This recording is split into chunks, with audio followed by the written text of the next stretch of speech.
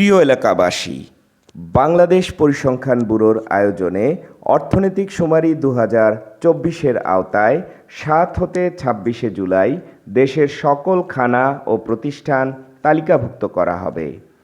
Bureau কর্তৃক নিয়োগপ্রাপ্ত তালিকাকারীগণ উল্লেখিত সময়ে সকলের সাধারণ খানা অর্থাৎ ঘরে ঘরে, মেস, বাজার, দোকানপাট, মসজিদ, মন্দির, গির্জা, প্যাগোডা, সরকারি বেসরকারি স্বায়ত্তশাসিত office, club, company, factory, bank, হল, শিক্ষা প্রতিষ্ঠান, হাসপাতাল, ক্লিনিক সহ সকল ধরনের প্রতিষ্ঠানে ডিজিটাল পদ্ধতিতে ট্যাবের মাধ্যমে তথ্য সংগ্রহ করবেন।